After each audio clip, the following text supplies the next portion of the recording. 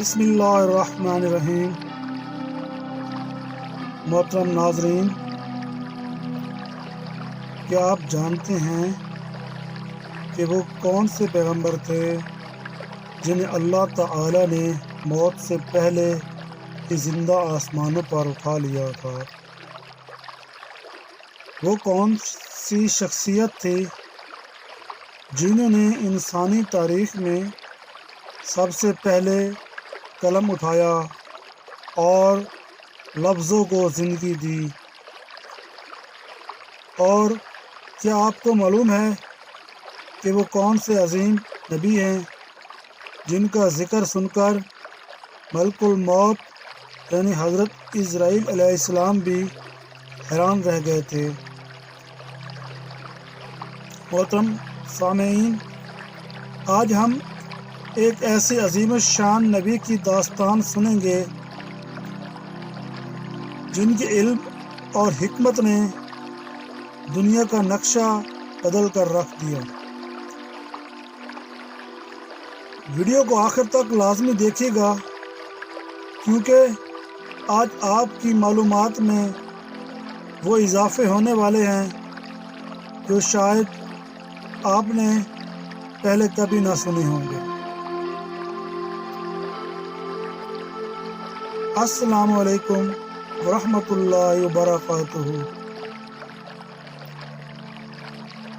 خوش آمدید، آپ دیکھ رہے ہیں عقیل اسلامک ڈیسک۔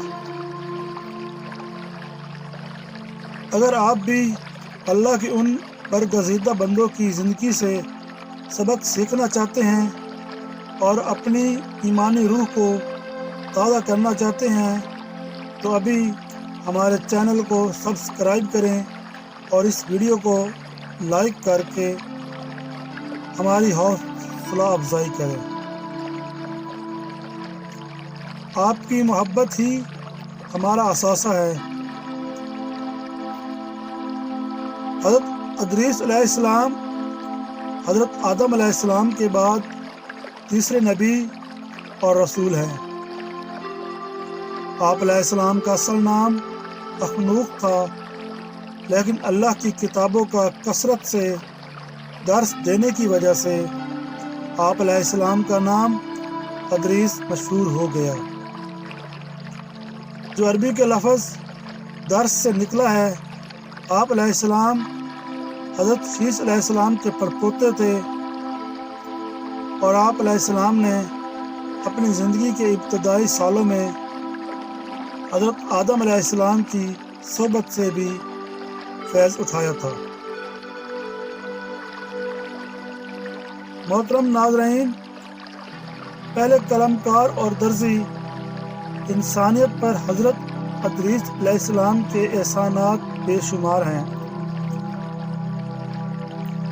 آپ علیہ السلام وہ پہلے انسان تھے جنہوں نے قلم سے لکھنا سکھایا۔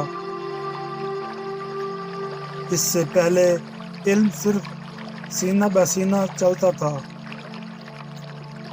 آپ علیہ السلام نے اسے تحریر کی شکل دی۔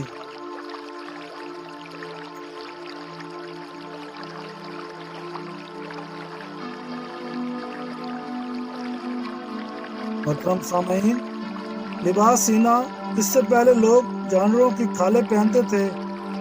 آپ نے سوئی ایجاد کی اور کپڑے سی کر پہننے کا رواج شروع کیا۔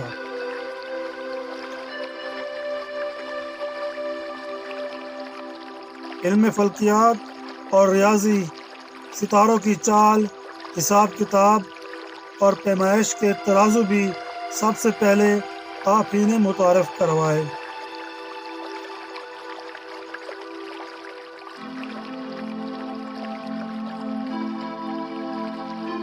قوم کی اصلاح اور جہاد، حضرت ادریس علیہ السلام کے دور میں قابیل کی اولاد زمین پر فساد پھیلا رہی تھی۔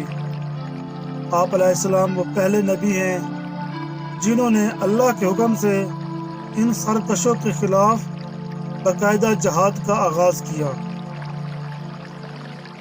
آپ نے ایک عظیم الشان لشکر تیار کیا اور برائی کے اس طوفان کو روک کر انسانیت کو امن کا پیغام دیا۔ آپ علیہ السلام نے دنیا میں باقاعدہ بستیوں اور شہروں کی تعمیر کے لیے 100 سے زائد شہروں کے نقشے بنائے۔